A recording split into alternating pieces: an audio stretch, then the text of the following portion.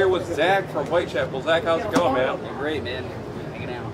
How was the set today? It looks like you guys were getting into it. That was fun, man. It's hard not to, man. You look out there and see all the people. It's hard not to have fun. So.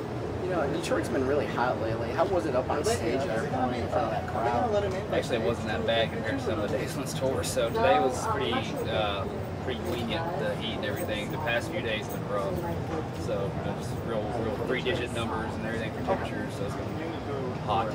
Kind of a cool day for you guys. Yeah, you're fine to shoot. You guys weren't fearing heat stroke or anything? Nah, well maybe in Phoenix, but that was rough. But nah, man, we stay hydrated. That's perfect. I'm curious, how do you stay hydrated? A lot of beer or just a lot of water? Combination. I can't drink that early in the day. I can't do that. But no, I just usually do with electrolytes. We got a vitamin water and stuff like that.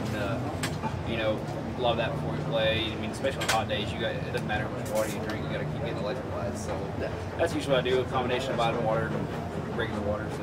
And some of that Rockstar energy drink. Oh yeah, we definitely get some of that. That's always in the morning. If I can't get the coffee, it's always the recovery one. So I mean, you guys have been having a whole lot of success. You've released 3 albums in 6 years, huge success on the charts. And what do you really attribute that to? I don't really know how we started kind of taking off a little bit and everything, but I think it's with us the mindset is trying to make a change every album. Make the next album a little more experimental outside the box, because a lot of bands that get the label deathcore get pigeonholed automatically. People dismiss it.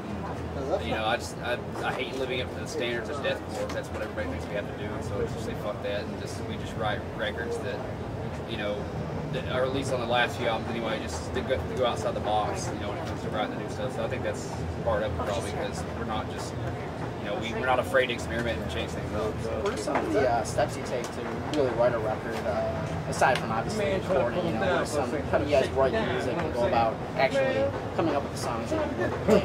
Well, every album we do, we're always really pressed for time, so we always are prepared, more and more each time we do a new album. This time around, we all record our own riffs. We all have like our own recording rigs, and at our home we're always writing and everything. So we have libraries of riffs. But what we start doing, when we start sitting down and like kind of seeing, going through a bunch of riffs, seeing what goes well with each other. Like we categorize them like all BPMs.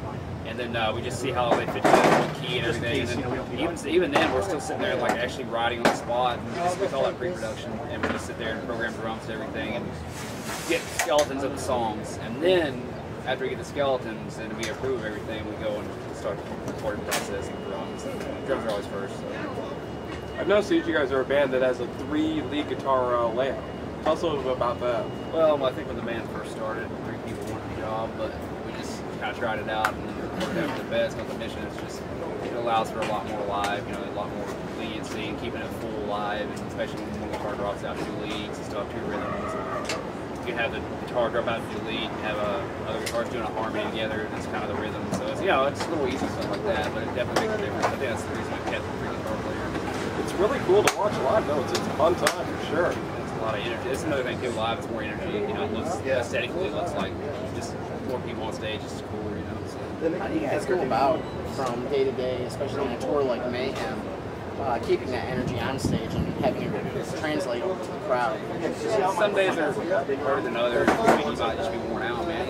It gets toll on your body after a while. But honestly, it's just the crowd just gives us energy and we give it right back. You know what I mean? It's kind of a transference, I guess. And I know they feed me anyway. As far as like, I love watching them go nuts, and then the more nuts I see them go, the more excited I get. So and then adrenaline kicks in. So it's just learning how to control it. So.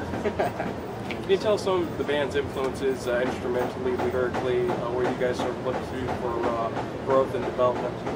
Well, I know ever since we started, we always looked at bigger bands and watch them go, not rip them off. We just see how they do things professionally, live, see how their production runs live and everything. We always used to do that. But as far as influences, man, this band has more eccentric musical influences. I can't even begin to start naming it, especially with me being young. But I mean, like I had some crazy music when I was a kid, but honestly, for influence as a band though, I think we look to the stuff that's just, as I've always said before, outside the box and stuff that's like really intriguing to us. Because we're around so much metal all the time, which it's easy to get burnt out on. So we're always kind of each of us are all escaping your own kind of, you know, musical taste and everything. Kind of influences how we write, how we do the band, you know, and it honestly just adds for more variety. So, yeah. Is there anything you guys look to do next after this tour? We do a tour with Hate Breed for their 10-year anniversary of Perseverance, and then after that we do Europe Prada, and then after that, much needed time off. So, yeah. Well, we hope you guys enjoy the ride to that much needed vacation. Oh yeah, it's gonna be Christmas and Thanksgiving exchange. It'll be great. So, Zach, thanks so much for talking to us. No problem. Thank you guys so much. Thanks.